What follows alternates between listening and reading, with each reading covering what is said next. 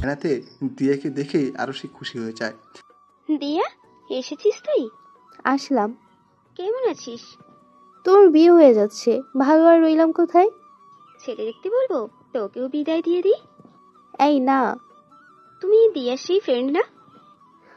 আরে সবাইকে বলেছি বোন হয় আমার। হ্যাঁ তো, ঠিকই তো। আইরাত নাম, তাই না?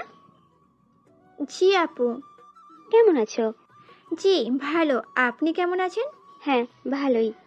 এইভাবেই কথা হতে থাকে। আস্তে আস্তে আরশির সাথে আয়রাত বেশ মিলেমিশে গেল। দিয়া তো তুমি করেই বলে, তাই আয়রাতকেও তুমি বলতে হবে। তবে কথার ছলে আয়রাত খেয়াল করলো যে আরশি হয়তো ভালো নেই। আপু, একটা কথা বলো তো, কি? তুমি এই বিয়েতে খুশি তো? এবার যেন আরশি থাকতেই পারলো না, চোখ দিয়ে আপনা আপনি পানি গড়িয়ে পড়লো। দিয়া তো বেশ অবাক। ভালোবাসি একজনকে, আর বিয়ে করতে যাচ্ছি আরেকজনের সাথে। সুখী থাকি কিভাবে? মানে কি আপু, তুমি তো আমায় কখনো বললেই না। কি আর বলবো বল, বাবা রাজি না। কত ঝামেলা হয়েছে তুই জানিস? তো তুমি যাকে ভালোবাসো তাকে বলনি? ফোন করেছিল, বলেছে বিয়ে সে হতে দেবে না। এখন? জানি না কিছুই, শুধু যা হচ্ছে হতে দিচ্ছি। আচ্ছা, চিন্তা করো না, কিছুই হবে না। যদিও আরশির মুড অনেক বেশি খারাপ, তবু আয়রা তার দিয়া মিলে আরশির মুড ভালো করার চেষ্টা করছে। কৌশল আর অয়ন আরশির বাড়ির সামনে এসে পড়ে। রোহিত তাদের বাড়ির অ্যাড্রেস দিয়েছিল, তারা সেই অ্যাড্রেস অনুযায়ী এসে পড়ে। আর আসতেই যে বড় বিয়ে বাড়ি দেখে, তাতে এমনিতেই বোঝা যাচ্ছে এটা বিয়ে বাড়ি। এসেই তো পড়লাম, এখন কি? এখন আগে যে কোনোভাবেই হোক জিপটা পার করে একটা জায়গায় রাখতে হবে, যেন কারোর চোখে না পড়ে। অয়ন জিপ থেকে নেমে পড়ে, আর কৌশল কিছুটা দূরে গিয়ে সেটা পার্ক করে দেয়, যেন আরশিকে নিয়ে তারা যখন বাইরে বের হবে তখন যেন খুব ইজিভাবেই জিপটার কাছে চলে যাওয়া যায়। অয়ন আর কৌশল নর্মাল গেট আপে ভেতরে যায়, আর যে তাদের জিজ্ঞেস করেছে তাদের বলেছে যে ফ্রেন্ডের বিয়ে। এই, তোর হাতে কি রে? ক্লোরোফর্ম। কি, এটা কেন এনেছিস তুই? আর মেয়ে কি কিডন্যাপ করছি না আমরা? তুই শুধু এখান থেকে বের করে নিয়ে যাচ্ছি। আরশি ভালোবাসে রোহিতকে, এমনিতে এসে পড়বে। আরে কখন কি হয় বলা যায়। আর সে যে বাম শালা যদি দেখে ফেলে, তাহলে কাপড় করে এই মেডিসিন নিয়ে ওর নাকে মুখে চেপে ধরবো। কম খাটাচ্ছে নাকি? হয়তো যদি ভালোভাবে মেনে নিত। আচ্ছা হয়েছে, এবার চল। অয়ন আর কৌশল এমন একটা ভাব করেছে যে তারা এই বাড়িরই মানুষ। অয়ন তো এমন অ্যাক্টিং করছে যে বলার বাইরে। একজন দাদি টাইপ মহিলা অয়নকে কিছুটা সন্দেহ করেছিল, তারা যাতে ধরা না খায় এর জন্য অয়ন দাদি আম্মা বলে চিল্লিয়ে চিল্লিয়ে জড়িয়ে ধরেছিল সোজা। বয়স্ক মহিলাটি ভেবাচিকা খেয়ে গিয়েছিল, তাই সেখান থেকে দ্রুত চলে আসে। অয়ন আর কৌশল খুব কষ্টে খুঁজে খুঁজে আরশির রুম বের করে ফেলে, দেখে তিনজন মেয়ে বসে আছে। আরশিকে দেখেই বোঝা যাচ্ছে যে সে বউ। দরজার আড়ালে অয়ন আর কৌশল দাঁড়িয়ে আছে। ওই দেখ, ওই যে আরশি বসে আছে। দেখছি। শোন, যা করতে হবে খুব সাবধানে, বুঝলি? আর এভাবে কাজ হবে না। তো এক কাজ কর, কি? আমরা তো বাড়ির পিছনের রাস্তা দিয়ে এসেছি, তাই না? তাহলে বাড়ির পিছনের দরজাটা অবশ্যই দেখেছিস। এক কাজ কর, বাড়ির মেন সুইচ অফ করে দে। কি? হ্যাঁ, কারণ বাড়িখেয়ারা রাতের বেলাতে দিন বানিয়ে রেখে দিয়েছে। যে আলো, বাপরে বাপ! এখন যদি বউকে নিয়ে যেতে হয় তাহলে সবার আগোচর নিয়ে যেতে হবে। আর রোহিত তো আরশিকে ফোন করে জানিয়ে দিয়েছে, কোনো প্রবলেম হবে না। বাড়ির পিছনেতে মেন সুইচ থাকে, তাই না? তুই গিয়ে সুইচ মিটার ডাউন করে দে। আর বাড়ির সুইচ বন্ধ করলে সবার নাকের নিচ থেকে আমরা নিয়ে যেতে পারবো। কাজটা সুবিধার হবে। ধন্য ধন্য, আমি ধন্য ভাই। এত বুদ্ধি নিয়ে ঘুমাস কেমনে? আব্বে, ওই পাম কম মার, যা বলছি তাই কর, দ্রুত যা। আচ্ছা। কৌশলের হাতে একটা ছোট ব্যাগ ছিল, তাতেই সব কিছু রয়েছে। কৌশল ব্যাগটা অয়নের হাতে ধরিয়ে দিয়ে সে চলে যায় বাড়ির পেছনে মেন সুইচ অফ করতে। আর অয়ন হারসের দরজা থেকে কিছুটা দূরে দাঁড়িয়ে আছে। আরশি হায়রাতার দিয়ে হেসে হেসে অনেক কথাই বলছে। হঠাৎ আরশি বলে ওঠে, দিয়া শোন না, ওই রুমের টেবিলের উপর আমার ফোনটা চার্জে লাগানো আছে, প্লিজ একটু নিয়ে আয়। যাচ্ছি। দিয়ে অন্য রুমে চলে যায় ফোন আনতে। আর আয়রাত আরসের কানের দোলটা ঠিক করে যাচ্ছে। অয়ন একটু উকি দিয়ে দেখে আরসে বসে যে সেখানেই বসে আছে। কিছুক্ষণ পর দিয়ার ডাক আসে। আরুষি আপু, আমি পাচ্ছি না, কোথায় ফোন? আরে টেবিলের ওপরেই তো রাখা আছে। ধুর সাই, আমি পাচ্ছি না তো। আগের মতোই অকর্মা আছিস। কি? তোর মাথা, আমি আসছি, দাঁড়া একটু। আইরাত, তুমি এখানে বসো, আমি আসছি, কেমন? আরশি দিয়ার কাছে চলে যায় আর হায়রাত সেখানে বসে পড়ে। তার ঠিক কয়েক সেকেন্ড পরেই দুম করেই কারেন্ট চলে যায়, অর্থাৎ পুরো বাড়ির মিটার ডাউন। চারদিকে কেমন ঘুটঘুটে অন্ধকার ছেয়ে গেল, আর কেমন একটা গা ছমছমে ভাব। বাড়ির মানুষের কথা চারদিকে বাজছে। কারেন্ট যেতেই অয়ন অয়ন বুঝলো কৌশলকে মেন সুইচ অফ করে দিয়েছে। ব্যাস, যেই পুরো বাড়িতে কারেন্ট গিয়েছে তখন অয়ন সোজা আরশির রুমে চলে যায়। গিয়ে সামনে থাকা মানুষের শক্তভাবে মুখ চেপে ধরে। অনেক ছটফট করছে, নিজেকে ছাড়ানোর আপ্রাণ চেষ্টা করে যাচ্ছে, কিন্তু ছাড়া পাচ্ছে না।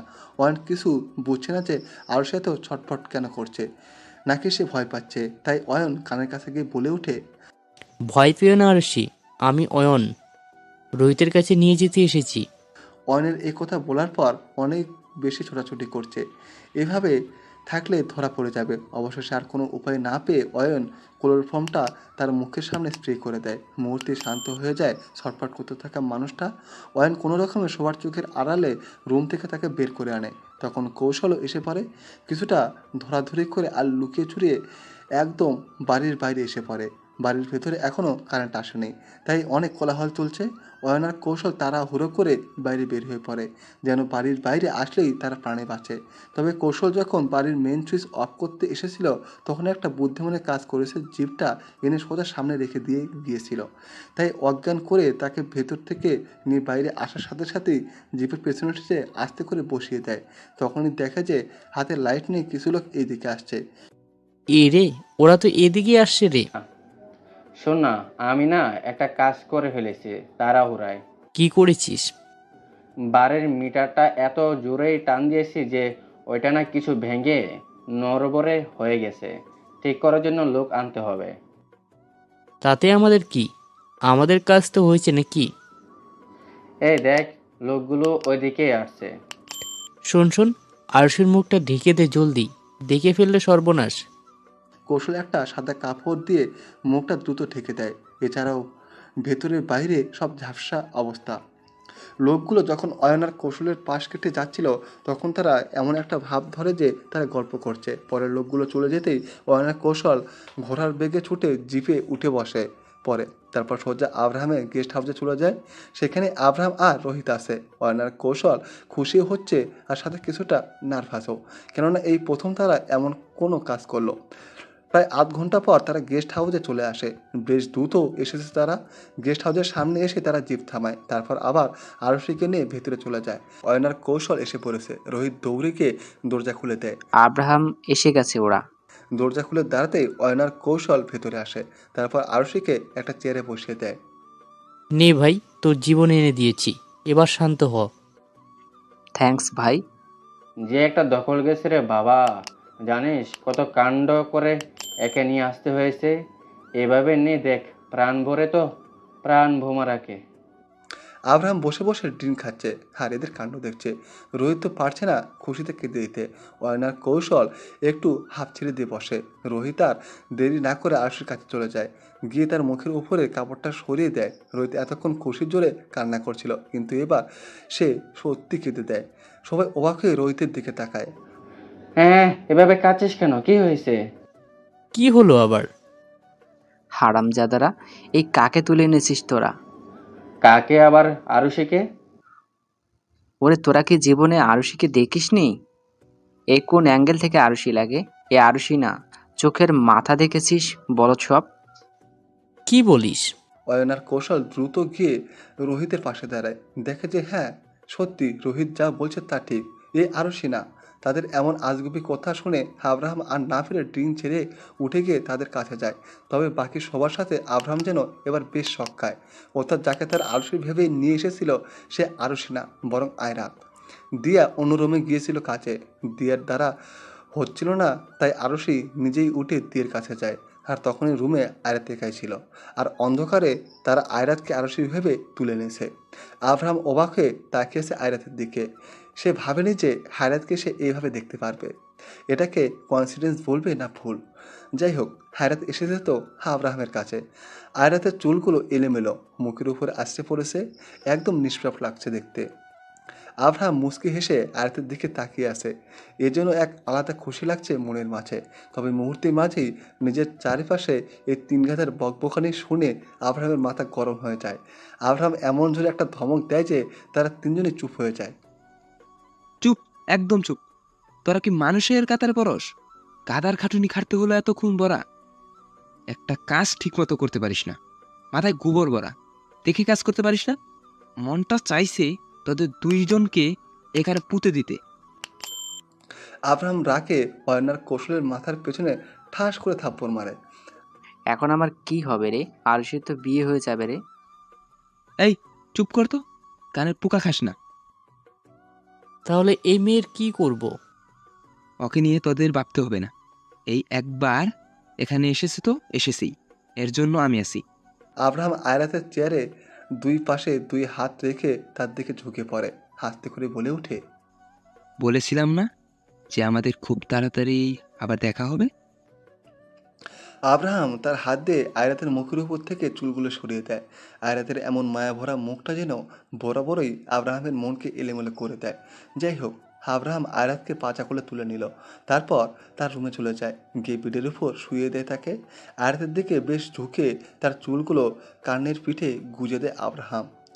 এক নজর আয়রাতের সারা মুখে চোখ ঘুরিয়ে মুচকি হেসে পড়ে। আবার এসে দেখে অয়নার কৌশল মাথা চুলকাচ্ছে। তাদের দেখলে এখন আব্রাহামের মেজাজ বিগড়ে যাচ্ছে। অকর্মার ডেকই এক একটা। আব্রাহামের ধমক খেয়ে আবার চুপ মেরে যায় তারা। এর থেকে ভালো হতো যে আমি নিজেই যদি যেতাম। এখন চল দেখি। আব্রাহাম অয়নের কাছ থেকে জিপের চাবি নিয়ে আবার বের হয়ে পড়ে। মুখে একটা কালো কালারের মাস্ক পরে নেয় আব্রাহাম। রোহিতকে নিয়ে বাড়ির বাইরে বের হয়ে পড়ে আর বলে রেখে যায় যে আব্রাহাম যতক্ষণ পর্যন্ত ফিরে না আসে তারা কেউ যেন আয়রাতের সেই রুমে না যায়। আব্রাহাম আর রোহিত জিপে বসে পড়ে। রোহিত, হ্যাঁ। আরশির নাম্বারে ফোন লাগা আর ফোন আমাকে দে। আচ্ছা। রোহিত ফোন লাগে আরশিকে। প্রথমবার ফোন বেজে কেটে যায়, পরে আবার ফোন দিলে আরশি ধরে। দিয়ে হয়তো নিচে সবার সাথে আসে, আর কারেন্টও এসে পড়েছে এতক্ষণে। কিছু সময়ের মাঝে কাজে এসে বিয়ে পড়ানো শুরু করে দেবে। আরশি কথা বলছিল, তখন তার মা এসে আরশিকে নিয়ে যেতে। এই তো কাজ হলো। আরশি দ্রুত ফোন কেটে দেয়। আরশির মা তাকে নিচে নিয়ে নেমে পড়ে। কাজ এসে পড়েছে, কাজের সামনে আরশিকে বসিয়ে দেওয়া হয়েছে। এদিকে তো আরশির চিন্তায় শেষ। আর কোনো পথ না পেয়ে আরশি চিল্লিয়ে ওঠে। আরশির মা দ্রুত তার কাছে যায়। আরশি তার প্রচণ্ড পেটে ব্যথা হওয়ার ভান ধরে, যেই নড়তেই পারছে না, ব্যথায় এমন। আরশির মা তাকে নিয়ে ধরে ধরে রুমে যায়। আরশি রুমে গিয়ে ঠাস করে দরজা লাগিয়ে দেয়। তখনই রোহিতের ফোন আসে। তবে এবার আব্রাহাম কথা বলছে। এক হাত দিয়ে ড্রাইভ করছে আর এক হাত দিয়ে কথা বলছে। যদিও ড্রাইভ করার সময় ফোনে কথা বলা ঠিক না, তবুও এখন আর কোনো উপায় নেই। হ্যালো। হ্যালো আরশি, আমি রোহিতের ফ্রেন্ড। জি ভাইয়া। আমার কথা ধ্যান দিয়ে শোনো। হুম। তুমি এখন কোথায়? আমার রুমে। ভিতর থেকে কাউকেই আসতে দিও না, ওকে? আর তোমার রুমের বা বা দরজার সামনে কোনো জায়গা বা বারান্দা আছে যেটা দিয়ে তুমি উপর থেকে নিচে নামতে পারবে? জি ভাইয়া, একটা করিডোর আছে, তবে বেশ ছোট। তুমি নামতে পারবে তো? জি ভাইয়া। That's it. এবার শোনো, তোমার রুমের কোনো বড় সড়ো কাপড় আছে? জি ভাইয়া। 2-3টা কাপড় একসাথে বাঁধো যেন তুমি উপর থেকে নিচে সহজেই নামতে পারো। আচ্ছা। তারপর করিডোরে এসে দাঁড়াও। আমি আর রোহিত আসছি। রোহিত তোমার বাড়ির পিছনের নিচে দাঁড়িয়ে থাকবে। তারপর তুমি ওর সাথে এসে পড়বে বাইরে। তারপর চলে আসবে, বুঝতে পেরেছো আমার কথা? আচ্ছা ভাইয়া। আরশি ফোন কেটে দেয়। যা করতে হবে খুব দ্রুত করতে হবে, যখন তখন কেউ চলে আসতে পারে। আরশি আর কোনো উপায় না পেয়ে বিছানার চাদর আর জানালার পর্দা বেঁধে নিল। আব্রাহাম প্রচুর জোরে জিপ ড্রাইভ করছে। 7 মিনিটে চলে যায়। বাইরে থেকে ডাক দিলে হারসি চমকে যায়। হারসি আর কিছু টাইম চেয়ে নেয় তাদের কাছ থেকে। একটু পর বাইরে হর্নের শব্দে আরশি বাইরে যায়। দেখে রোহিত নিচে দাঁড়িয়ে আছে আর গেটের বাইরের গাড়ির মতো কিছু একটা দাঁড়িয়ে আছে। আরশির মুখে হাসি ফুটে ওঠে। আরশি আর দেরি না করে কাপড় বেয়ে করিডোর দিয়ে নিচে নেমে পড়ে। আরশির মাথায় ঘোমটাটা হাটকে পড়ল, সে সেটা রুমে ফেলে রেখেই এসে পড়ে। খুব সাবধানে নিচে নেমে পড়ে। অতঃপর আরশি রোহিতের কাছে এসে পড়ে, রোহিত সাথে সাথে জড়িয়ে ধরে থাকে। তারপর আরশি আর রোহিত জিপে উঠে পড়ে আর আব্রাহাম হাওয়ার বেগে ছুটে চলে। এদিকে আরশি বের হচ্ছে না দেখে দরজার বাইরে তার মা চিন্তা করছে। তবে এখন কেন জানি আরশির মায়ের খটকা লাগে ব্যাপারটা। উনি দরজাটা ঠেলেই ভিতরে চলে যায়। গিয়ে দেখে আরশি নেই, তার ঘোমটাটা পড়ে আছে নিচে। আর করিডোরের পাশে কাপড় পরে আছে অনেক বড়, যা বোঝার আরশির মা বুঝে গেল। তিনি তার দু হাত দিয়ে কানে কাছে ধরে চিল্লিয়ে ওঠে, আরশি রে।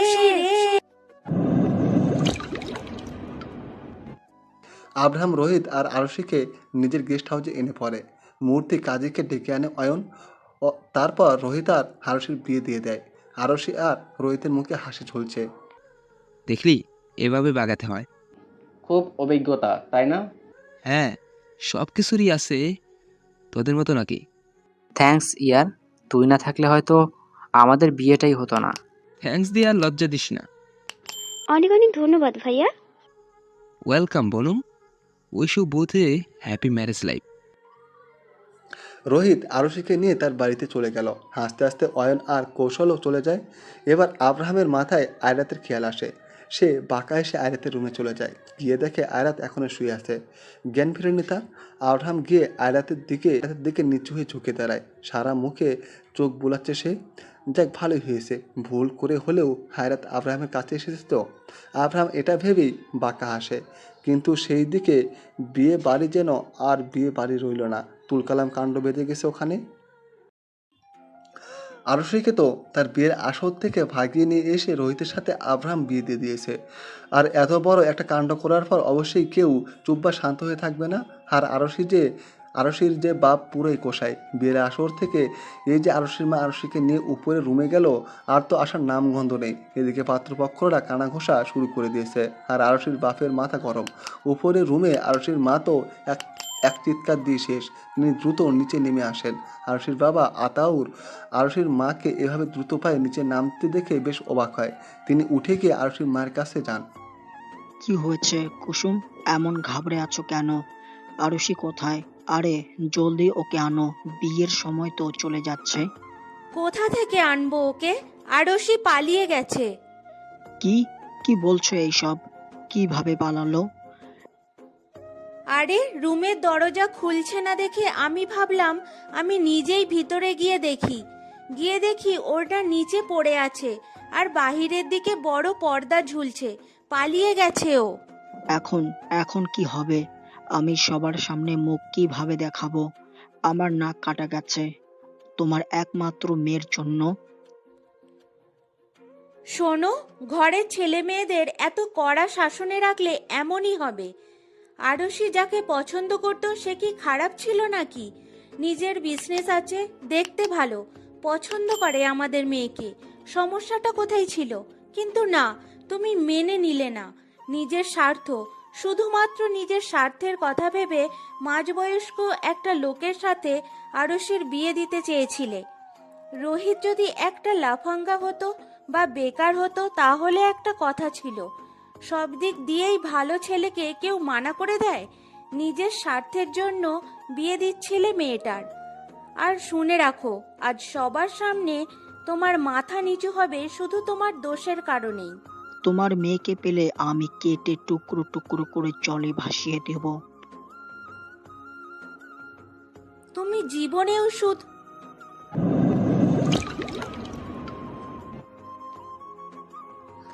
ধীরে ধীরে রাত আরো গভীর হচ্ছে। রাত যত গভীর হচ্ছে আয়রাতের রাগ জ্ঞান চিন্তা ততই বেড়ে যাচ্ছে।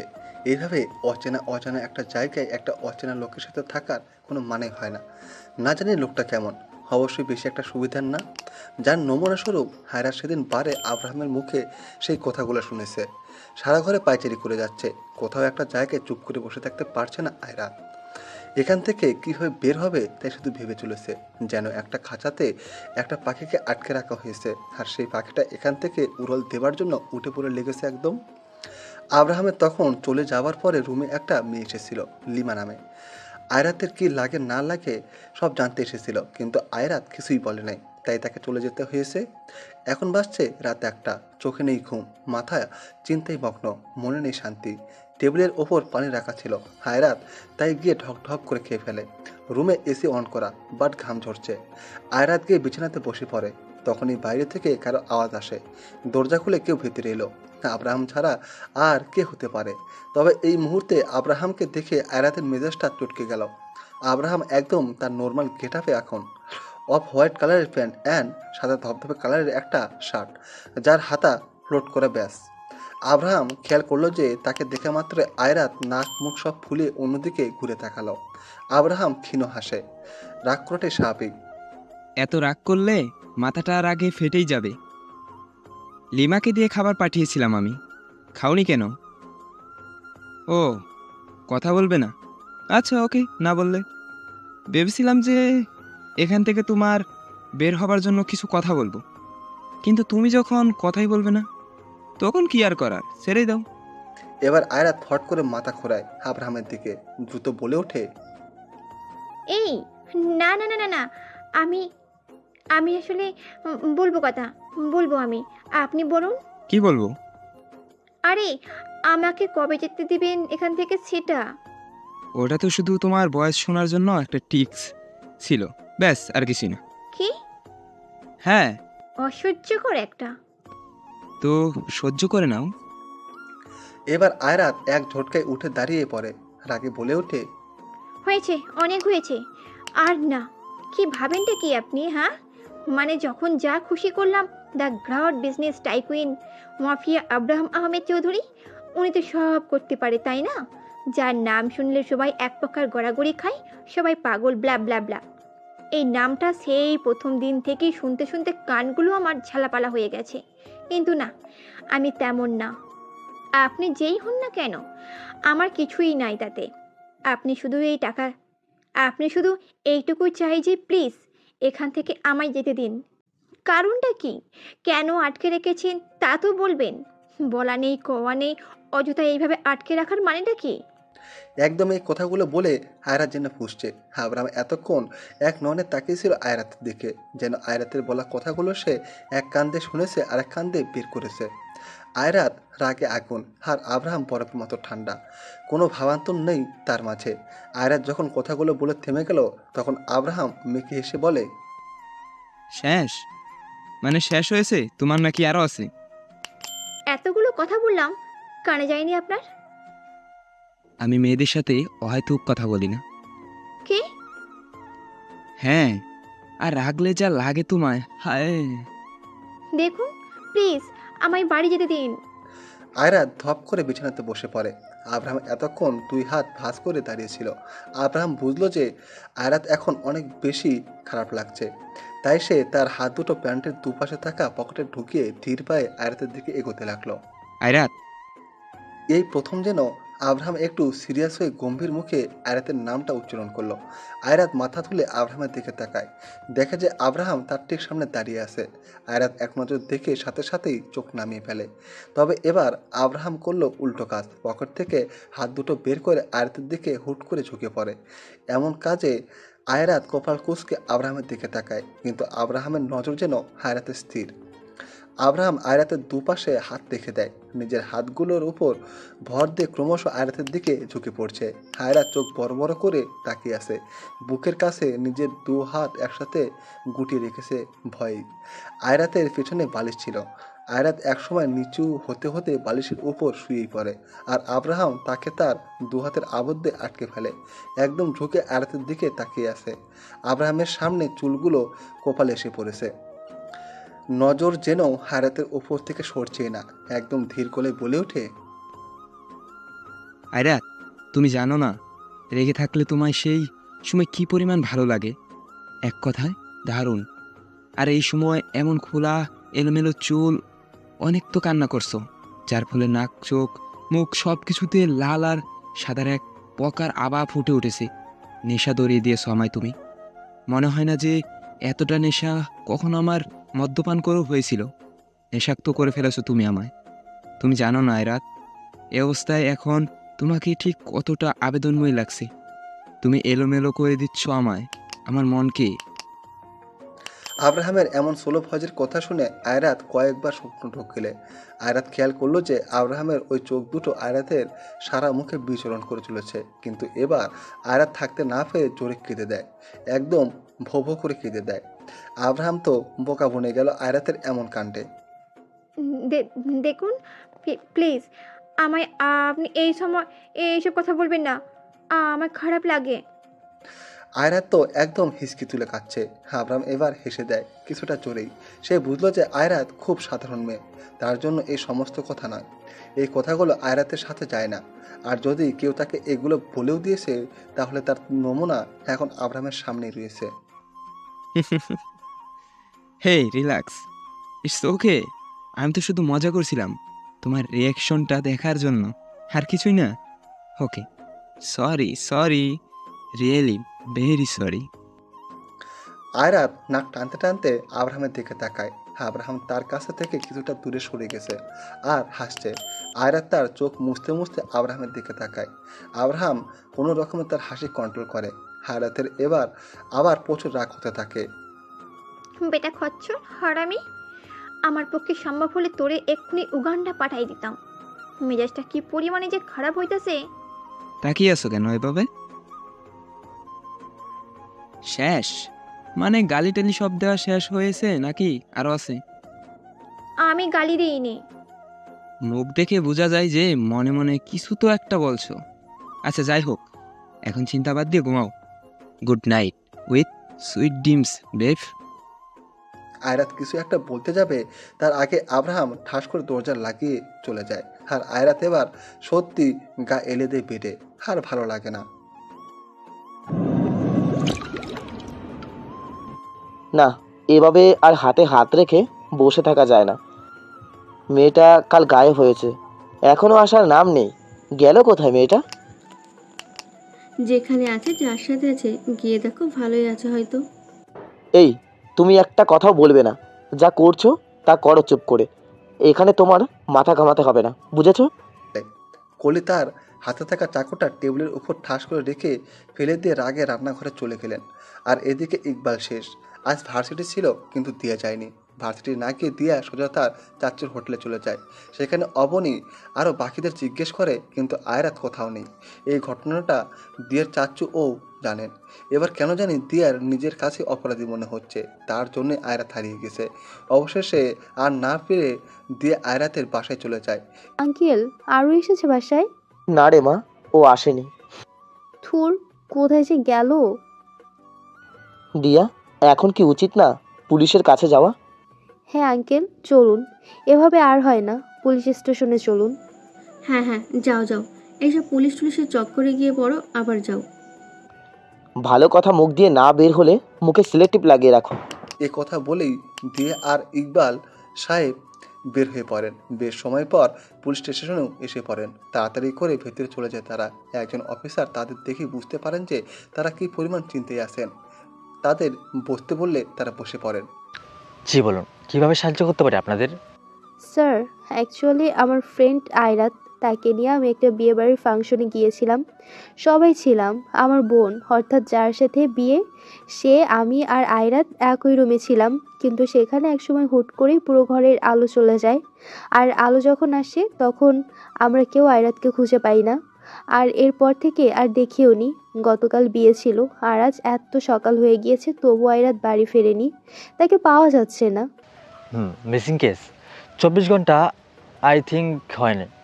জি অফিসার, জানি 24 ঘন্টা হয়নি, কিন্তু চিন্তা তো মাথা থেকে যায় না। আর এই 24 ঘন্টায় যদি কোনো অঘটন ঘটে যায় তাহলে? দিয়া আর ইকবাল সাহেব সেখান থেকে উঠে চলে যান। দিয়া প্রথমে ইকবাল সাহেবকে ওনার বাড়িতে নামিয়ে দেয়, তারপর নিজেই বাসায় চলে আসে।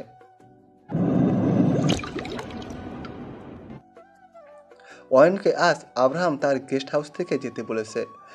এর কারণ অয়ন নিজেও জানে না, তবে শুধু থাকতে বলেছে। আব্রাহামের অফিসে কাজ আছে, সেখানে না গেলেই নয়, তাকে যেতেই হবে। আর বাসায় লিমাকেও রেখে গেছে আয়রাতের দেখাশোনার জন্য। খুব সকালে আব্রাহাম মর্নিং ওয়ার্কে গিয়েছিল। সেখান থেকে এসে ফ্রেশ হয়ে আয়রাতের রুমে গিয়ে কিছুটা উকি দিয়েছিল। এলোমেলোভাবে শুয়ে ঘুমিয়ে আছে আয়রাত। আব্রাহাম দেখে মুচকি হেসে আবার এসে পড়ে। শোন, এই রইল চাবি। কিন্তু আমাকে কেন রেখে যাচ্ছিস ভাই? কিছু না থাকতে বলছি, তুই থাকবি। আর পেটুক মশাই, আপনার চিন্তা করতে হবে না, আমি বাইরে থেকে খাবার অর্ডার করে দিয়েছি, এসে পড়বে কিছুক্ষণের মাঝেই। ওকে, তবে একটা কথা বল তো, তুই কেন আটকে রেখেছিস মেয়েটাকে? আসলে আমার ভালো লাগে, বুঝলি? মেয়েটাকে দেখলেই নিজের অজান্তেই বুকের দুঃখপোকানি বেড়ে যায়, মাতালের মতো লাগে নিজেকে। ঠিক আমি শুধু এটাই চাই যে ও আমার সামনে থাকুক, আমার কাছে থাকুক। আমি জানি না এটাকে ঠিক কি বলে, but I need her badly. Hmm, ছোটবেলা খেয়েছি সুজি, এখন একটু হলেও বুঝি। চুপ কর। আব্রাহাম বাইরে এসে চোখে গ্লাসেস পরে গাড়ি নিয়ে বের হয়ে পড়ে। অয়ন সামনে টিভি অন করে তাতে ম্যাচ দেখতে বসে। আর লিমা আয়রাতের দরজার সামনে দাঁড়িয়ে আছে। লিমা নক করবে দরজাতে, তখনই দেখে যে দরজা তো বাইরে থেকে বন্ধ। লিমা দরজা খুলে ভেতরে যায়, গিয়ে দেখে আয়রাত উঠে বসে আছে। Good morning ma'am. আয়রাত একবার লিমার দিকে তাকিয়ে আবার সামনে তাকায়। ম্যাম প্লিজ রেডি হয়ে নিন, অনেক বেলা হয়েছে। আয়রাতের রাগ কমেনি, রাগ উঠলেও তার দেখায় না, কারণ এরা সবাই আব্রাহামের কথায় কাজ করে। এদের উপর রাগ দেখালেও লাভ হবে না। আয়রাত এবার উঠে পড়ে, ওয়াশরুমে গিয়ে ফ্রেশ হয়ে নেয়, চোখে মুখে ইচ্ছে মতো পানির ঝাপটা দেয়। আয়রাত ফ্রেশ হচ্ছিল, তখনই আয়রাতের মাথায় একটা কথা আসে যে এত বড় একটা হাইফাই গেস্ট হাউসে, তাহলে তো অবশ্যই তাতে ক্যামেরা ফিট করা থাকবে। আয়রাত ফ্রেশ হয়ে বের হয়ে টাওয়াল নিয়ে মুখ মুছতে মুছতে লিমাকে বলে ওঠে, লিমা, জি ম্যাম। তুমি এই গেস্ট হাউসে রোজ আসো?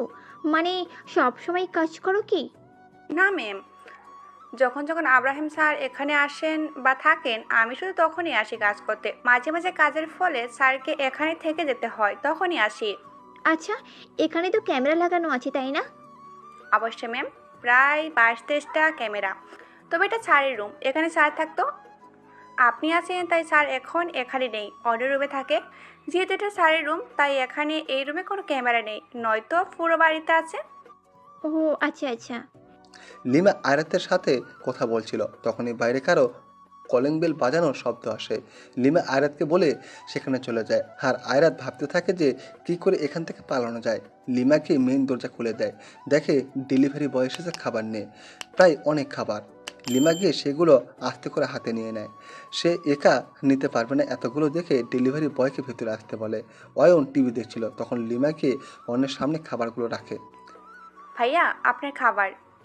লিমা আব্রাহাম বাদে বাকি সবাইকে ভাইয়া বলেই রাখে। হ্যাঁ, ওই যে আয়রাত আইছে না, সে কি উঠেছে? যে উনি উঠছেন। ওকে সুন্দর করে খাবারগুলো আগে দিয়ে এসো, যাও। লিমা নিজের দিকে তাকিয়ে দেখে তার হাতে কিছু খাবারের ঝোল লেগেছে, আর এখানে সব এলোমেলো হয়ে আছে। কোনটা রেখে কোনটা করবে তাই সে আর কোনো উপায় না পেয়ে ডেলিভারি বয়কে বলে যে উপরে গিয়ে ডান দিকে একটা রুম পাবে, সেখানে খাবারগুলো দিয়ে আসতে। ডেলিভারি ছেলেটাও সেটাই করে। লিমা এদিকটা সামলাচ্ছিল আর ছেলেটা উপরে যাচ্ছে হাতে খাবার নিয়ে। আয়রা জানলার বড় পর্দাটা সরিয়ে বাইরের দিকে তাকিয়েছিল, কারণ দরজা খোলার শব্দে পেছনে ঘুরে তাকায়, আর পেছনে ঘুরে তাকাতে যেন আয়রাত একটা ঝটকা খেলো, আর সাথে ওই ছেলেটাও, কেননা ছেলেটাকে আয়রাত চেনে, ওর নাম সৌরভ। আয়রাতের সাথেই তার হোটেলে কাজ করে। আয়রাতের বেশ ভালো বন্ধু বলা যায়। আয়রাত তো অবাক হয়ে তাকিয়ে আছে, আর সাথে সৌরভও। আয়রাত, তুমি তুমি এখানে কি করছো? হ্যাঁ, তুমি এখানে কি করে? আরে আমি তো ডেলিভারি করতে এসেছিলাম, কিন্তু তুমি এখানে। আমি আসিনি, আমাকে নিয়ে আসা হয়েছে। সৌরভ আয়রাতের হোটেলে কাজ করে ডেলিভারি বয় হিসেবে। তাদের হোটেল থেকে ডেলিভারিও দেওয়া হয়, আর একসাথে কাজ করে বিধায় অবনী আয়রাত আর এই সৌরভ বেশ ভালো বন্ধু। তবে এই রুমে এসে যে সৌরভ আয়রাতকে দেখবে বা আয়রাত এই মুহূর্তে সৌরভকে দেখবে তা কেউ এক্সপেক্ট করেনি। অবশেষে আয়রা সৌরভকে সব কিছু খুলে বলে। সব কিছু শুনে সৌরভের মাথায় হাত। আচ্ছা, তো এই কাহিনী?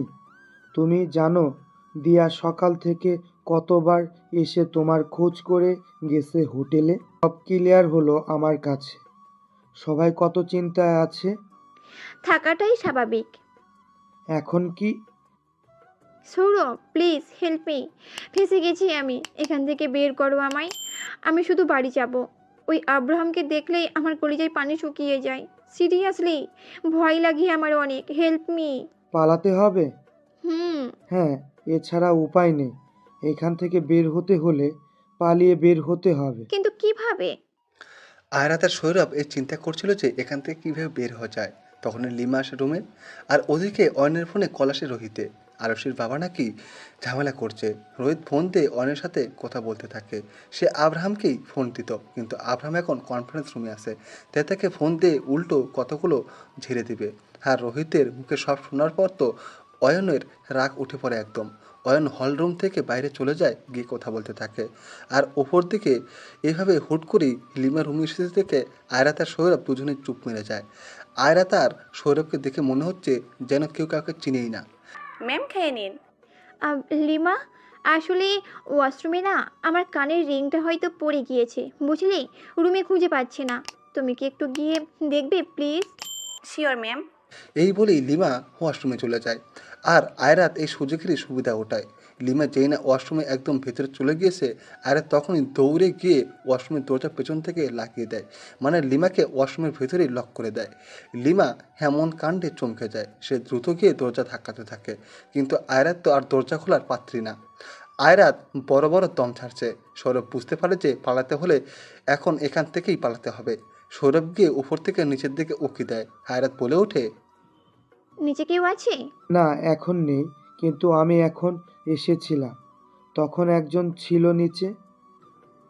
হয়তো আব্রাহামের কোনো ফ্রেন্ড ছিল। যাই হোক, এখন তো নেই নাকি? না, নেই। আর দেরি কিসের? ভাগো। আয়রাত একবার পেছন দিকে তাকিয়ে দেখে লিমা এখনও ওয়াশরুমের ভেতরে থেকে চিল্লাচ্ছে। আয়রা সেদিকে তোয়াক্কা না করে দৌড়ে রুম থেকে বের হয়ে আসে। আর আয়রাতের পেছন পেছন সৌরভ নিজের ব্যাগটা হলরুম থেকে নিজের কাঁধে তুলে বাড়ি থেকে বের হয়ে পড়ে। আয়রাত তো একদম দিন দুনিয়া ভুলে উপরের রুম থেকে দৌড় দিয়েছে। অতঃপর আয়রাত আর সৌরভ গেস্ট হাউসের বাইরে বের হয়ে পড়ে। সৌরভ নিজের স্কুটি দিয়ে ডেলিভারি করে। স্কুটিটা বাইরে দাঁড় করানো ছিল। সৌরভ এসে সোজা নিজের স্কুটির উপর বসে পড়ে, আর তার পেছনে আয়রাতও। আয়রাতের বসা মাত্রই সৌরভ স্কুটি নিয়ে দ্রুত চলে যায়। এই তো যেভাবেই হোক যেমন হোক আয়রাত তো পালিয়ে গেল আব্রাহামের কাছ থেকে। আয়রাত চলে যাওয়ার আরও 10 মিনিট পর অয়নের ফোনে কথা বলা শেষ হয়। সে হলরুমে আসে, তবে এসেই অবাক হয়, কেননা উপরের রুম থেকে বিকট চিল্লানোর আওয়াজ আসছে। অয়নের কিছুটা ঘাবড়া লাগলো। সে ছুটে উপরে চলে যায়, গিয়ে অয়নের আক্কেল করুম। টেবিলের উপরে খাবারের মতো খাবার পড়ে আছে, রুমে আয়রাত নেই, আর ওয়াশরুম থেকে চিল্লাপাল্লার শব্দ। অয়ন গিয়ে দেখে দরজা পেছন থেকে বন্ধ ওয়াশরুমের। সে দরজা খুলে দেয়। দরজা খুলতেই লিমা হুড়মুড় করে বাইরে বের হয়ে পড়ে। অয়ন অবাক। হয়েছে কি লিমা? আর আয়রাত কোথায়? আরে আমাকে ওয়াশরুমে বন্ধ করে রেখে চলে গেল ম্যাম। হয়তো ম্যাম ওই ডেলিভারি বয়কে চিনতো, তাদের কথাগুলো শুনছি আমি। কি পালিয়ে গেছে মানে? আব্রাহাম জানলে খুন করে ফেলবে আমায়। হায় আল্লাহ। অয়ন আর লিমার কাঁপাকাঁপি শুরু হয়ে যায় আব্রাহামের কথা ভেবে ভেবে। কারণ আব্রাহাম অনেক কড়াভাবে বারণ করে গিয়েছিল যে আয়রা যেন কোনোভাবেই ভুল করেও বাইরে বের না হয়। কিন্তু আয়রা তো এখন শুধু বাইরে না, বরং পালিয়ে গেছে। এখন কি হবে? 3 ঘন্টা পর আব্রাহাম অফিস থেকে গেস্ট হাউসে আসে। এসে দেখে অয়ন চিন্তায় নিয়ে মুখের উপর হাত রেখে দিয়েছে, আর তার পাশে লিমা দাঁড়িয়ে আছে। আব্রাহাম বুঝতে পারে না কি হয়েছে। সে কপাল খানিক কুঁচকে অয়নের সামনে যায়। কিরে, কি হয়েছে? এ হাল কেন? আসলে মানে কি? আব্রাহাম খেয়াল করে দেখলো যে লিমা মাথা নিচু করে দাঁড়িয়ে আছে। আব্রাহাম বাঁকা চোখে উপরে আয়াতের রুমের দিকে তাকালো। খটকা তো লেগেইছে তার। আব্রাহাম আর এই দুইজনকে কিছু জিজ্ঞাসা না করে দ্রুত পা ফেলে আয়াতের রুমে চলে যায়। গিয়েই দেখে আয়রাত নেই। ব্যাস, আর কি লাগে? আব্রাহামের মাথায় আগুন লেগে গেছে। যে কান দিয়ে ধোঁয়া বের হচ্ছে এমন। নিজের বাম হাত কোমরে দিয়ে ডান হাতের প্রথম 2 আঙ্গুল দিয়ে নিজের কপালে স্লাইড করতে লাগলো। চোখ বন্ধ করে রেখেছে, যেন রাগটা কোনোভাবেই দমানোর চেষ্টা। আব্রাহাম বুঝছে যে আয়রাত পালিয়ে গেছে। আব্রাহাম শান্ত ভঙ্গিতেই নিচে নেমে আসে, হলরুমে এসে দাঁড়িয়ে পড়ে। আব্রাহাম ভাবতে থাকে যে একা তো আয়রাত পালাতে পারবে না। এই বাচ্চা মেয়ে পালিয়ে গেছে, আর তোমরা দুই আহমক কোথায় ছিলে? স্যার, আসলে মেম আমাকে ওয়াশরুমে আটকে রেখে পিছন থেকে দরজা লাগিয়ে দিয়েছিল। রোহিত ফোন দিয়েছিল, আরুষির বাবা ঝামেলা করছে, তাই কথা বলতে বাইরে গিয়েছিলাম, এসে দেখি এই অবস্থা। আব্রাহাম নিচে তাকিয়ে দেখে ছোট টি টেবিলের উপর খাবারের বক্স। আব্রাহাম একটু খেয়াল করে দেখে খাবারটা একটা হোটেলের। নাম নাম দি উইনস্টন হোটেল। আব্রাহামের এতক্ষণে মনে পড়ে যে এই হোটেলে তো আয়রাত কাজ করে, আর আজ এই হোটেল থেকে ডেলিভারি এসেছে। দুজন লোক যেহেতু একই হোটেলে কাজ করে তাহলে অবশ্যই একে অপরকে চিনে। লিমাকে আয়রাত ওয়াশরুমে লক করে দেয় আর অয়নকে ফোনে কথা বলার জন্য বাইরে যায়। That's it's. আব্রাহামের যা বোঝার সে তো বুঝে ফেলে। এতক্ষণ শান্ত থাকার ফোনিতা করলেও আব্রাহাম এখন আর শান্ত থাকতে পারলো না। রাগে মাথা চেপে ধরলো। রাগ সামলাতে না পেরে নিজের পাশে থাকা কাচের টেবিলে সর্বোচ্চ শক্তি দিয়ে দিল এক লাথি, আর সাথে সাথে টেবিলটা ভেঙে চুরমার হয়ে নিচে পড়ে গেল। একদম চূর্ণ বিচূর্ণ হয়ে গেল। অয়ন আর লিমা বেশ চমকে উঠে পিছিয়ে যায়। আর আয়রাত সৌরভের সাথে একসময় পৌঁছে যায় হোটেলে। আয়রাত বাড়ি যাওয়ার আগে হোটেলে গিয়েছে। এদিকটা আগে সামলাতে হবে, আর বাড়িতে গেলে যে আয়রাতের কথা শুনতে হবে সেটা আয়রাত জানে। তাই আগে এই দিকটা সামলে উঠে তারপর বাড়ি যাবে। এমনিতেও কথা শুনতে হবে, অমনিতেও কথা তাকে শুনতেই হবে। ঘেমে একাকার হয়ে গেছে সে। সৌরভের স্কুটি থেকে নেমেই ছুটে যায় ভেতরে। আর আব্রাহাম আরও একটু ক্লিয়ার হবার জন্য নিজের মনিটর রুমে গিয়ে সিসিটিভি ক্যামেরা ফুটেজগুলো দেখতে লাগলো।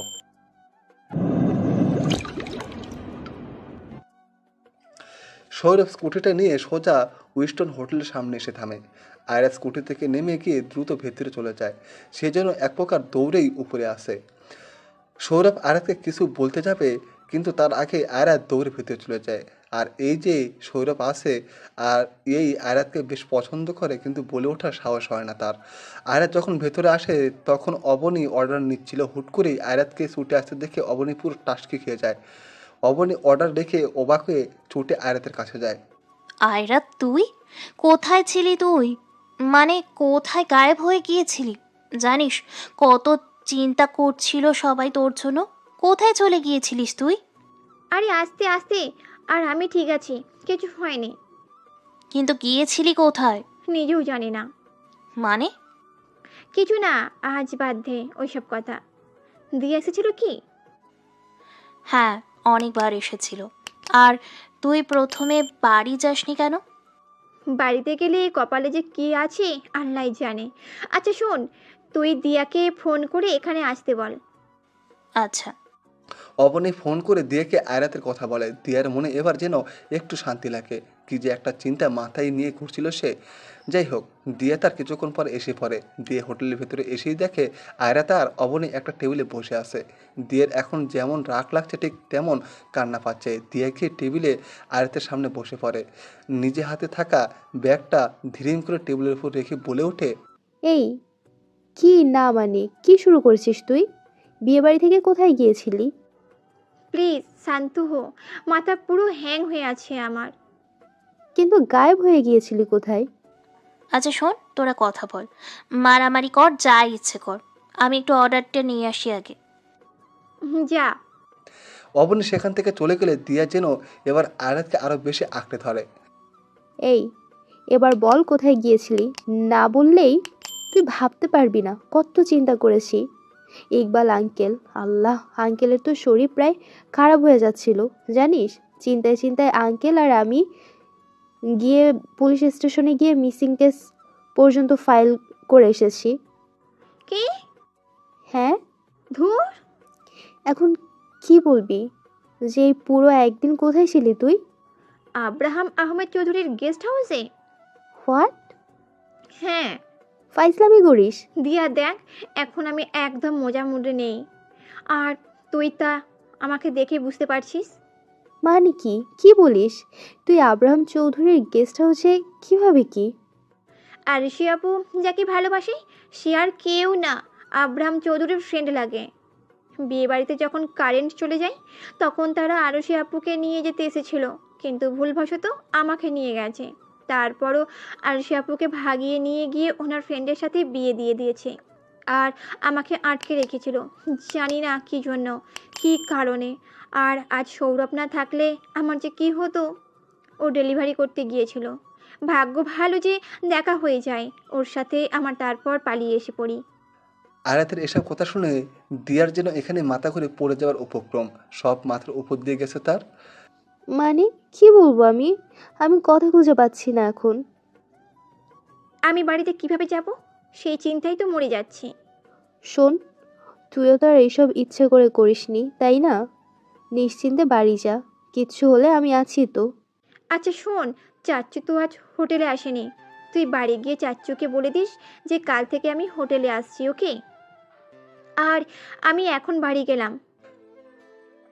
এই কথা বলেই আয়রাত হোটেল থেকে বের হয়ে আসে, আর দিয়াও সোজা তার বাড়ি চলে যায়। এদিকে আব্রাহাম বসে বসে তার মনিটর রুমে সব সিসিটিভি ক্যামেরা ফুটেজ চেক করছে। হলরুমের ক্যামেরা তো সবে ধরা পড়েছে, সেখানে আয়রাতের সাথে একটা ছেলেকে দেখা গেছে। অবশ্যই সেটা ওই ডেলিভারি বয়টা। তবে ফুটেজে আয়রাতকে দেখে আব্রাহাম হাসবে না কাঁদতে সেটাই ভুলে গেছে, কেননা ফুটেজে শুধু দেখা যাচ্ছে যে আয়রাত দৌড়াচ্ছে। সে শুধু তুমুল বেগে দৌড়ে হলরুম থেকে বের হয়ে গেল। আব্রাহাম মনিটর রুম থেকে উঠে এসে হলরুমে চলে যায়। গিয়ে দেখে অয়নার লিমা এখনও ভয় পেয়ে দাঁড়িয়ে আছে। আব্রাহামকে দেখে লিমা মাথা নিচু করে চলে গেল ওই যে কাচের টেবিলটা ভেঙেছিল সেটা পরিষ্কার করতে। আব্রাহিম ভাই, রাগ করিস না। আসলে আগে যদি জানতাম যে এমন কিছু একটা হবে, তাহলে আমি বাইরেই যেতাম না। হে ডোর, টেক এ চিল পিল। এত ঘাবড়াচ্ছিস কেন? আয়রাত একবার পালিয়ে গেছে, আমি তাকে আরো 10 বার তুলে আনতে পারি, কিন্তু এখন আনবো না। যে ছেলে মেয়েদের থেকে 100 হাত দূরে থাকে, সেই কিনা এখন একটা মেয়েকে নিয়ে নিজের কাছে রাখতে চাইছে। আচ্ছা, ব্যাপার কি? কিছু না। আর হ্যাঁ, তুই কি এখানেই থাকবি? আরে না। তাহলে একদম সব কিছু লক করে বের হয়ে পড়িস, আর নিউ টেবিল, ফ্লাওয়ার, পেস দিয়ে যাবে। আব্রাহাম এই বলেই বাইরে চলে আসতে নেয়, তখনই আবার অয়ন বলে ওঠে, আব্রাহাম, মনে হয় না একটু একটু পাল্টাচ্ছিস তুই? মানে কিছু একটা চেঞ্জ হয়েছে। অয়নের কথায় আব্রাহাম তার পেছনে ঘুরে তাকায়। অয়নের কথায় আব্রাহাম তার পেছনে ঘুরে তাকায়। অয়ন মাত্র কি বলল তা একবার নিজেই চিন্তা করে ক্ষীণ হেসে বের হয়ে পড়ে। বাইরে এসে নিজের গাড়িতে উঠে পড়ে, গাড়ি চালাচ্ছে আর আয়াতের কথাই ভাবছে। আয়াতকে সামনে পেলে কি করবে তাই ভাবছে। শাস্তি তো অবশ্যই দেবে। আব্রাহামের মতে আয়রাত শাস্তির প্রাপ্ত, তবে শাস্তিটা হবে একটু ভিন্ন রকমের। আয়রাতের বাড়ির অ্যাড্রেস আব্রাহাম বেশ ভালো করে জানে, কিন্তু এখন যাবে না। এখন যদি সে আয়রাতের সামনে পড়ে তাহলে আয়রাত সেখানেই অজ্ঞান না হয়ে গেলেও হয়েছে। আব্রাহাম এটা ভাবতেই হেসে ওঠে। আব্রাহামের সামনে এখন শুধু আয়রাতের সেই দৌড়ে পালিয়ে যাওয়ার দৃশ্যটাই ভেসে উঠেছে। আব্রাহাম জোরে হেসে দেয় যেভাবে পালিয়েছে। আব্রাহাম ড্রাইভ করতে করতে একটা হাইওয়ের উপরে এসে থেমে যায়। গাড়ির সামনে এক বাটন চাপ দিতে গাড়ির উপরে ছাদটা আপনা আপনি খুলে যায়। এখন গাড়ির উপরে ফাঁকা, এখন আশেপাশে মানুষজনও তেমন নেই। এতে অবশ্য ভালোই হয়েছে। নিয়ত অবস্থাটা এমন যে শান্তিতে বাইরে বের হওয়া যায় না। বের হলেই সবাই ঝাপটে ধরে। আর কার ভালো লাগে যে নিজের পাশে রাত দিন 24 ঘন্টা গার্ডস নিয়ে ঘুরতে। আব্রাহাম গাড়ি থেকে নেমে গাড়ির ডিকির উপরে উঠে বসে পড়ে। এখন কিছুটা বিকেলবেলার মতো, সূর্যের হয়তো খানিক পরেই অস্ত যাবে। আব্রাহাম গাড়ির উপরে বসে এক নয়নে সেই দূর পানে তাকিয়ে আছে। তাকিয়ে থাকতে থাকতে নিজের চোখ দুটো বন্ধ করে ফেলে। আয়রাতের মুখটা কেন যে তার চোখের সামনে থেকে সরাতেই চায় না সে জানে না। সে প্রথম দিনের কথাগুলো ভাবছে, সেই বারের কথাগুলো। আসলে আব্রাহাম বেশ রেগেছিল সেদিন, মূলত দুটো জ্যান্ত মানুষকে মেরে রেখে এসেছিল। তবুও রাগ কমার নাম নেই, যার ফলে তার সঙ্গী হয়েছিল অ্যালকোহল। বারে সব মেয়েরা ওয়েস্টার্ন গেটআপে এসেছিল, আর অবশ্যই সবাই সুবিধা মাতিছিল। অনেকে ভাবে যে শর্ট কাপড় পরলে বা অতিমাত্রায় মডার্ন দেখালেই ছেলেরা তাদের পাল্লাই পড়ে যাবে, কিন্তু না, আসলে এটা ভুল। এমন অনেকেই আছে যারা সুন্দর সভ্য কাউকে খুঁজে। আব্রাহাম এক রাগ নিয়ে বসেছিল, কিন্তু হুট করে একটা মেয়ে আসে সেখানে, হায়রাত। আব্রাহামের কেন জানি চোখ তাতে আটকে গিয়েছিল। বাকি সবার থেকে আলাদা ছিল, না কোনো ওয়েস্টার্ন না কোনো ব্যাড সাইড। আর মূলত খেপানোর জন্যই আব্রাহাম সেদিন আয়রাতকে ওই কথাগুলো বলেছিল। তাতে আয়রাত যেমন রিয়েক্ট করেছে, আব্রাহাম এগুলো ভেবেই আবারও হেসে ওঠে। আব্রাহাম আয়রাতের সব কিছুরই খবর নিয়েছে। যখন শুনে যে আয়রাত একটা 5 স্টার হোটেলে কাজ করে তখন একটু খটকা লাগে যে যেই মেয়ে 5 স্টার হোটেলে কাজ করে সে বারে গিয়ে এমন করবে। কিন্তু সব 5 স্টার হোটেলে যে একদম বারের মতো কালচারাল থাকবে তা কিন্তু না। আব্রাহাম গাড়ির ডিকির উপর থেকে নেমে পড়ে। বেশ গরম লাগছে এখন। সে তার ওপরে কোটটা খুলে গাড়ির ব্যাকসিটে রেখে দেয়। শার্টের হাতাগুলো ফ্লোট করে নেয়। প্যান্টের পকেটে হাত দিয়ে দূর দিশাতে তাকিয়ে থাকে। মন মাথানো বাতাস বইছে। আব্রাহামের চোখগুলো সূর্যের আলো পড়ে যেন চিকচিক করছে।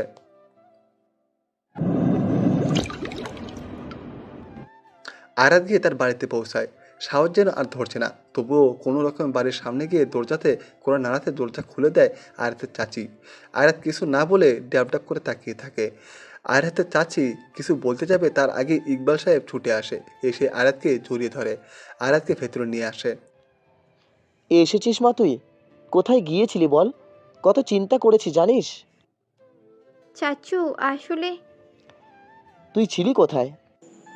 কোন নাগরের সাথে ছিলি বলছিস না কেন? আহা, কলি থামবে? আমি কি করে বলবো চাচু কি এখন যে আব্রাহাম চৌধুরীর কাছে ছিলাম আমি, আর উনি অনেক বড় একজন লোক, বললেই কি সবাই বিশ্বাস করবে আমায়? কি বলবো এখন? আয়রাত, মা বল।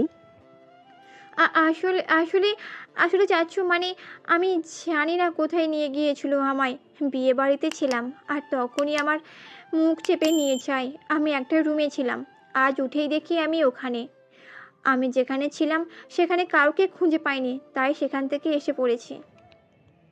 আল্লাহ, মা তুই ঠিক আছিস তো? তোর কিছু হয়নি তো? হ্যাঁ চাচু, চিন্তা করো না, আমি ঠিক আছি। এই মেয়ে এখানে থাকতে পারবে না। মানে কি বলছিস এসব? ঠিকই বলছি, এই মেয়ে না জানি কার সাথে থেকে এসেছে, এখন এই বাড়িতে থাকবে না। কলি, অনেক হয়েছে, মুখ সামলে কথা বলো। আর শুনে রাখো, আমার মেয়ে যদি এখানে থাকতে না পারে তাহলে এই বাড়িতে আমি নিজেও থাকবো না। কি? এই মেয়ের জন্য তুমি তুমি নিজে বাড়ি ছেড়ে দেবে? হ্যাঁ, ছেড়ে দেব। কম কথা শোনাও না তুমি। এটা যতটা তোমার বাড়ি, ওই রাতেরও ততটাই বাড়ি। এটা ভুলে যেও না তুমি যে এখন যেই বাড়িতে থাকছো সেটা আমার বড় ভাই আয়রাতের বাবার এই বাড়ি। আর বাবার বাড়ি থেকে তুমি মেয়েকে বের করে দিতে পারো না। কি এত বড় কথা? এত বড় কথা তুমি আমায় বলতে পারলে? আয়রাতকে তুমি যে কথা বলো না কেন তার এক আনাও আমি বলি নীলা। তাই এখন এটাই ভালো হবে যে তুমি নিজের মুখটা বন্ধ রাখো। আয়রাত মা, তুই যা রুমে। আয়রাতের মাথা নিচু করে সোজা তার রুমে চলে যায়। কলি এখনো আয়রাতের দিকে তাকিয়ে আছে। আয়রাত চলে গেলে ইকবাল সাহেব চোখ গরম করে কলির দিকে তাকায়। কলি কিছু না বলে রান্নাঘরে চলে যায়। আয়রাত রুমে গিয়ে দরজা লাগিয়ে দেয়। খুব কষ্ট পেয়েছে সে তার চাচির কথায়, যদিও অভ্যাস তো এগুলো কথায়, কিন্তু খারাপ তো লাগে। ফ্লোরে বসে দু হাঁটু ভাঁজ করে বসে কাঁদতে লাগলো। আয়রাতের মনে এখন রাগ লাগছে অনেক ওই আব্রাহামের উপর। শালা খবিজের বাচ্চা, খবিস, তোরে একবার পাইনি, এমন একটা চটকানা মারবো না। সব তোর জন্য শালা বদ একটা পালোয়ান। রাগে ফুঁসছে আয়রাত। গায়ের জামা কাপড় নিয়ে ওয়াশরুমে চলে যায় আয়রাত। তারপর শাওয়ার অন করে তার নিচে দাঁড়িয়ে পড়ে রাগ কমানোর চেষ্টা। তার মাঝখানে আরও পুরো একদিন চলে গেছে। আয়রাত ভার্সিটিতে গিয়ে আবার হোটেলে কাজ করেছে। বাড়িতে নিজের চাচিকে এরকম ইগনোর করে চলে সে। যখন থেকে কাজে এসেছে তখন থেকে হোটেলের সব মেয়ে বা ছেলে একের পর এক আয়রাতের কান মাথা সব খেয়ে যাচ্ছে। কোথায় ছিলি, খবর নেই কেন, এই তুই নাকি গায়েব হয়ে গিয়েছিলি, কোথায় চলে গেছিস, আরও না জানি কত কি কি জিজ্ঞেস করেছিল। আর শুধু অ্যাভয়েড করেছে সব, নিজের কাজে মনোযোগ দিয়ে করছে। কাজ করতে করতে একটা সময় টাইম শেষ হয়ে যায়। কাজ শেষ আজ অনেক তাড়াতাড়ি। তবে আয়রাত বেশ সময় যাবৎ আজ সৌরভকে দেখছে না। ইনফ্যাক্ট আজ সকাল থেকে আয়রাত সৌরভকে দেখেনি। হোটেলের ড্রেস পরেছিল আয়রাত, অর্থাৎ নিজের জামার উপর দিয়ে শুধু একটা অ্যাপ্রন পরেছিল। ড্রেসের পেছনে ফিতাগুলো খুলতে খুলতে আয়রাত অবনীর কাছে আসে। কি কাজ শেষ হলো? হ্যাঁ রে ভাই, শেষ হলো। প্রচুর গরম লাগছে। এখন তো বিকেল, মানে দেখ বাহিরে। বাইরে যে রোদ, উফ। তো প্ল্যান কি? বাইরে যাবি না বাড়ি? না রে, বাড়ি যাব। পরে এবার দেরি হলে বাড়ি মাথায় তুলবে আমার গুণধর চাচি। কি বলবে তখন? বলবে, এই আইরাত, কাজ নেই, বাড়ির কাজ কর, এটা কর ওটা কর। সারাদিন তো বাইরেই থাকিস, ঘরেতে কিছুই করিস না। রান্নাঘরে এসে আমার হেল্প কর। এই মেয়ে। এ কথা বলে অবনী আর আয়রাত হেসে দেয়। প্রচুর হাসি পাচ্ছে তাদের। তবে তাদের এই হাসিতে এক বালতি পানি ফেলে দিয়ে সে একটা কুল অ্যাটিটিউড নিয়ে হোটেলের ভেতরে প্রবেশ করে আব্রাহাম। আয়রাত আর অবনী সেদিকে তাকায়। অবনী তো দেখে হাই হাই করছে খুশিতে, যেন এখানে নাচানাচি শুরু করে দেবে। আর আয়রাত, ওর তো বুকের ভেতর কু ডাকছে, ঝোটকা খেয়েছে সে। এখানে কি করছে? আব্রাহামের দিকে তাকিয়ে থাকতে থাকতে আয়রাতের চোখগুলো বড় আকার ধারণ করে। আব্রাহাম কোন দিকে না তাকিয়ে সোজা আয়রাত আর অবনীর কাছে যায়। Hi girls, what's up? আ- আ- আ- আ- আ- আব্রাহাম স্যার, আপনি এখানে? হায়, আমি তো বিশ্বাসই করতে পারছি না। তো এখন বিশ্বাস করে নাও, বা নিজের গায়ে একটা চিমটি কেটে নাও। আমি যাই অবনী। আয়রাত তো এক প্রকার ভেবাচাকা খেয়ে গিয়েছিল আব্রাহামকে দেখে। সে বাঁচার জন্য ঘুরে দ্রুত চলে আসতে নিলেই আব্রাহাম খপ করে আয়রাতের হাত ধরে ফেলে। আয়রাতের দিকে তাকিয়ে এক ভুরু উঁচু করে বলে ওঠে, মিস আয়রাত, আপনি আমার সাথে যাবেন এখন? কি মানে কি? কোথায় যাব আর কেন? Just come with me baby. Abraham অবনীর দিকে তাকিয়ে মিষ্টি করে বাই বলে আয়রাতের হাত ধরে টানতে টানতে বাইরে নিয়ে আসে। আর অবনী বোকার মতো এই দুজনের দিকে তাকিয়ে আসে। আয়রাত নিজের হাত ছাড়ানোর অনেক চেষ্টা করেছে, কিন্তু আব্রাহাম যে শক্তভাবে হাত ধরেছে তাতে হাত ভেঙে যাবে মনে হচ্ছে। আব্রাহাম কোনো কথা না বলে আয়রাতকে নিজের গাড়িতে তুলে দরজা লাগিয়ে দেয়। তারপর অপর পাশ দিয়ে গিয়ে সে নিজের গাড়িতে এসে বসে পড়ে। কোথায় যাচ্ছে এখন সে আয়রাতকে নিয়ে জানে না। আয়রাত অনেক চিল্লাচ্ছে, বারবার বলছে যে কোথায় যাচ্ছে, কেন যাচ্ছে, কিন্তু আব্রাহাম আয়রাতের এই বকবকানি থেকে বাঁচার জন্য গাড়িতে ফুল ভলিউমে গান ছেড়ে দেয়।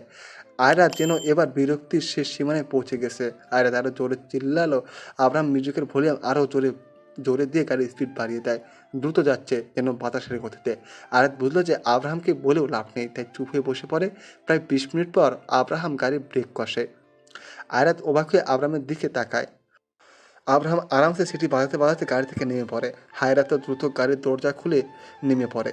আব্রাহাম কিছু না বলে গাড়ির ডিকি থেকে হকি স্টিক বের করে। আয়রাত বেশ অবাক হয়ে এগুলো দেখছে।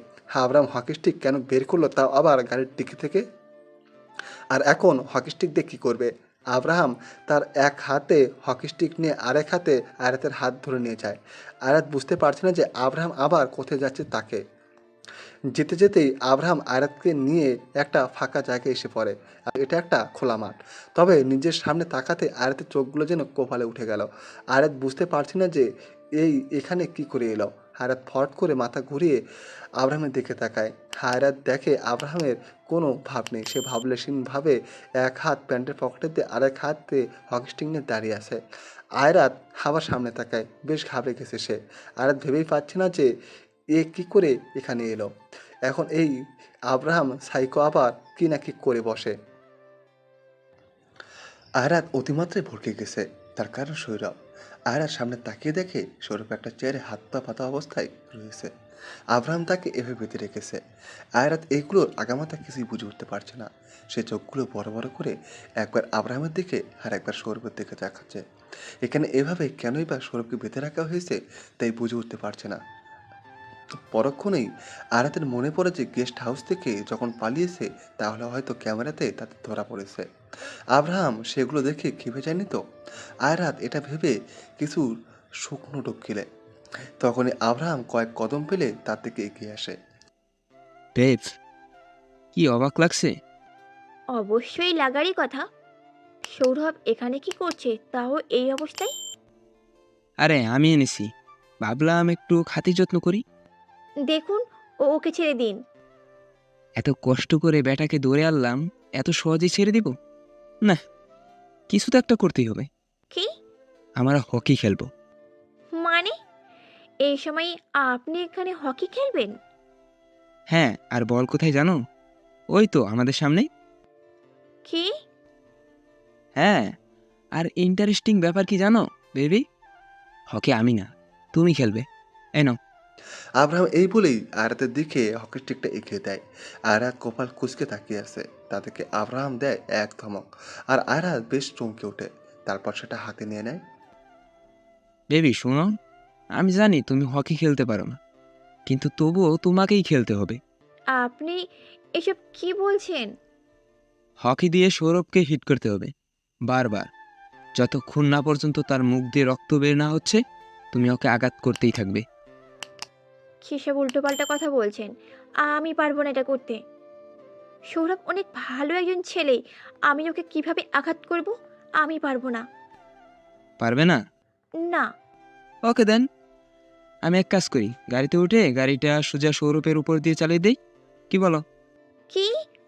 না না না না, এটা একদমই না। যাও হকি খেলো। কিন্তু আপনি কেন এমন করছেন? এখানে তো সৌরভের কোনো দোষ নেই। আছে, কেননা সে তোমাকে পালিয়ে যেতে সাহায্য করছে, আমার থেকে দূরে যেতে সাহায্য করেছে। হ্যাঁ করেছে, কেননা এইভাবে একটা মেয়েকে আটকে রাখার জন্য কোনো মানেই হয় না। আপনি জানেন একটা মেয়ের জন্য নিজের বাড়ি থেকে একদিন বাইরে থাকার মানেটা কি? কিভাবে কি প্রভাব পড়ে এতে মেয়ের মেয়ের উপর আপনি বোঝেন? তো সেই সময় সৌরভ আমায় হেল্প করতো না তো কি করতো? শেষ মানে সব বকবকানি শেষ? জানি বাড়িতে সবাই চিন্তা করছিল, কিন্তু তারপরের দিনও আমি এমনিতেও তোমাকে তোমার বাড়ি পৌঁছিয়ে দিতাম, এইটুকু সেন্স আছে আমার। তাহলে একদিন এইভাবে আটকে রাখার মানেটা কি? আমার ইচ্ছে? এই শুনুন, আপনার ইচ্ছে মানে সবকিছু আপনার মন মর্জিতে হবে নাকি? আজব। আমি গেলাম, কোথায়? গাড়িতে বসবো আর সোজা সৌরভের উপর দিয়ে চালিয়ে দিব। এই না না না, কি করছেন আপনি? তো যা বলেছি তাই করো, চুপচাপ যাও। আয়রাত এক দোটানার মাঝে পড়ে গেল। একবার সৌরভের দিকে তাকাচ্ছে, আরেকবার হকের দিকে। তখন সৌরভ বলে ওঠে, আয়রাত তুমি প্লিজ মারো। কিন্তু আয়রাত প্লিজ মারো। আয়রাত, তুমি যদি ওকে না মারো তাহলে আমি এখন এই মুহূর্তে তোমায় কি করে ফেলবো তা নিজেও জানি না। আয়রাত প্লিজ, মারতে বলছি না, মারো। আয়রাতে দুই পাশ দিয়ে এই দুজনের কথা শুনতে শুনতে বিরক্ত হয়ে গেল। আর না পেরে আয়রাত খিচে চোখ বন্ধ করে হকি স্টিক দিয়ে দিল সৌরভের গায়ে একটা বাড়ি। সৌরভ কিছুটা শব্দ করে উঠে ব্যথায়, আর আয়রাত ভয় পেয়ে যায়। সাথে সাথে তার হাত থেকে হকি স্টিকটা পড়ে যায়। সৌরভ কিছুটা কাতরিয়ে ওঠে। কি হলো, থামলে কেন? এই এক বাড়িতেই শেষ? আরে এখনো তো ব্লাডই বের হলো না। Come on Ayru baby, just hit me. Ayrat মারো আমায়। আয়রাত ইতিমধ্যে কান্না করে দিয়েছে। কাঁপা কাঁপা হাতে আবার হকি স্টিকটা হাতে নেয়, চোখ বন্ধ করে সৌরভকে আঘাত করতে থাকে। সৌরভ চোখ বন্ধ করে নেয়, আবার মিটমিট করে তাকাচ্ছে। বেশ লেগেছে তার। বেশ কয়েকবার হিট করে আয়রাত এবার আব্রাহামের দিকে তাকায়। আমি আর পারবো না, প্লিজ এবার তোকে ছেড়ে দিন। ব্লাড বের হয়েছে? হয়নি তো, তাই না? তো আবার মারো। প্লিজ আর না। তুমি কি চাও আমি ওকে একেবারে মেরে ফেলি? না না না না, আমি মারছি। আয়রাত সৌরভের দিকে তাকায়। সৌরভের চোখের সাইডে হাতে বেশ জখম হয়ে গেছে। আয়রাত এবার চোখ বন্ধ করে বেশ জোরে শেষ একটা আঘাত করে, আর সাথে সাথে সৌরভের নাক দিয়ে রক্ত বের হয়ে পড়ে। সৌরভ অজ্ঞান হয়ে যায়। রক্ত বের হতে দেখে আয়রাত তার হাত থেকে হকি স্টিকটা ছুঁড়ে ফেলে দেয়। জীবনে এই প্রথম এভাবে কাউকে মারল সে। এখন মন চাইছে আয়রাত নিজেই মরে যাক। মশা পর্যন্ত মারতে পারতো না, আর আজকে না মানুষকে আধামরা করে দিল। আয়রাতের হাত পা সব লাগাতারভাবে কাঁপছে। তখন আয়রাতের পেছন থেকে আব্রাহাম বলে ওঠে, আরে ইয়া, দেখো রক্ত বের হয়ে পড়েছে, গুড। আব্রাহাম গাড়ির ডিকির উপর থেকে নেমে পড়ে, তারপর আয়রাতের কাছে চলে যায়। গার্ডস। আব্রাহামের বলার সাথে সাথেই দুজন বিশাল দেহী মানুষ আসে। মনে হচ্ছে কুস্তির পাঠা, কালো পোশাক পরা দুজনেই। একে নিয়ে হাসপাতালে যাও, যা যা লাগে সব এনে দাও। এই দিনে 2 দিনের ভিতরে ভালো হওয়া চাই। আর এই কথা বলেই গার্ড দুটো সৌরভকে নিয়ে চলে যায়, আর আয়রাত ড্যাব ড্যাব করে তাকিয়ে আছে। আব্রাহাম পকেটে 2 হাত রেখে আয়রাতের দিকে তাকায়, দেখে গাছটা যে সৌরভকে নিয়ে যাচ্ছে আর সেদিকেই তাকিয়ে আছে। আর আব্রাহাম আয়রাতের দিকে এক ভুরু উঁচু করে তাকিয়ে আছে। ইটস ওভার, শেষ, তাকিয়ে থেকে লাভ নেই। আব্রাহাম আয়রাতের হাত ধরে গাড়ির দিকে নিয়ে যেতে বলে ওঠে, আমার থেকে তোমাকে দূরে যাওয়ার জন্য হেল্প করছিল ও, আর এর জন্য তার এই হাল। এটা ওর প্রাপ্ত ছিল। আজকের পর থেকে ছেলেদের সাথে কথা বলা বন্ধ তোমার। ছেলেদের থেকে 100 হাত দূরে থাকবে। আর আমিও দেখব যে এরপর থেকে কোন ছেলে তোমার সাথে কথা বলে বা তোমার কাছে আসে। আজকেরটা তো শুধু নমুনা ছিল মাত্র, আর এরপরে মনে হয় না জীবন নিয়ে কেউ বাড়ি ফিরতে পারবে। সো বি কেয়ারফুল, হ্যাঁ? আবরাম আয়াতকে নিয়ে গাড়ির ভিতরে বসে পড়ে। আয়াতকে নিজের পাশের সিটেই বসে পড়ে। তোমার যত কথা সব আমার সাথে বলবে, ওকে? আয়রাত হা হয়ে তাকিয়ে আছে, মানে কি হচ্ছে তার সব মাথার উপর দিয়ে যাচ্ছে। আবরাম গাড়ি ড্রাইভ করছে, মাঝে মাঝে আয়রাতের দিকে তাকাচ্ছে, তবে আয়রাত কোনো দিকে না তাকিয়ে সোজা বসে আছে। এখন যে কোথায় যাচ্ছে তাও জানে না। প্রায় 30 মিনিট পর আবরাম গাড়ির ব্রেক কষে। আয়রাতের এবার হোশ আসে। গাড়ির উইন্ড দিয়ে বাইরে তাকাতে আয়রাতের মাথায় আরেক চিন্তা এসে ভর করে বসে। সে কপালে চিন্তার ভাঁজ নিয়ে বসে। নিজের বাড়ির সামনে দাঁড়িয়ে আছে।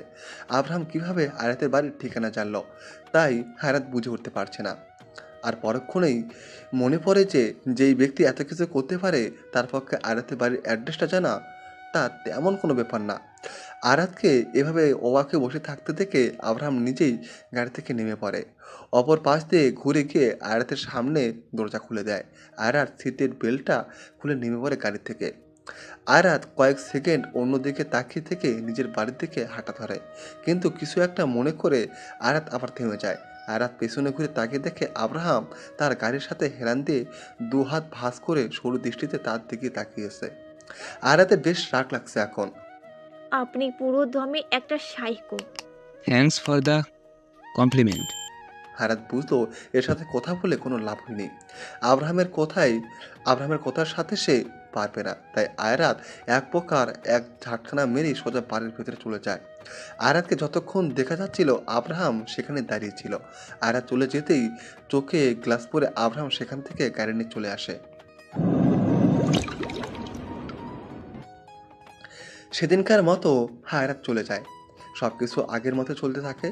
আয়রাতের যেদিন ভার্সিটি ছিল তাই প্রথমে ভার্সিটি যায়, তারপর হোটেলে, এভাবেই চলছে। তবে মাঝে মাঝে নিজের পরিচয় লুকিয়ে আয়রাতের ভার্সিটির বাইরে দাঁড়িয়ে থাকা, আয়রাতকে প্রায়ই ফলো করা যেন আব্রাহামের নিত্যদিনের অভ্যাস হয়ে গেছে। ছেলেদের সব জায়গায় যেন এক প্রকার থেকে থ্রেড দিয়ে রেখেছে আব্রাহাম। আয়রাতের সাথে কথা বলাই যাবে না, ধারে কাছেও যাওয়া যাবে না, নয়তো কপালে শনি রবি সব মঙ্গল সব আছে। আজ আয়রাতের ভার্সিটি নেই, তাই সে সকাল সকাল উঠেই হোটেলে চলে এসেছে। এই কেকের মধ্যে কর্নফ্লাওয়ার পাউডার কতটুকু দেবো রে? 2 চামচ। কেকের সাইজ অনুযায়ী দিতে হবে। আচ্ছা সর দেখি, আমি করছি। 5 স্টার হোটেলগুলোতে যদিও রান্নাবান্নার জন্য আলাদা আলাদা শেফরা থাকে, কিন্তু ছোটোখাটো রেসিপি যেমন বার্গার, পিৎজা বা কেক এগুলো বাকি স্টাফরাই করে ফেলে। চকলেট কেকের অর্ডার এসেছে, তাই এখন বানানো। আয়রাত কেক বানাচ্ছে, আর অবনী আয়রাতের পাশেই পিৎজা খেতে খেতে বলে ওঠে, কিছু কি খেয়াল করেছিস? কি খেয়াল করবো আবার?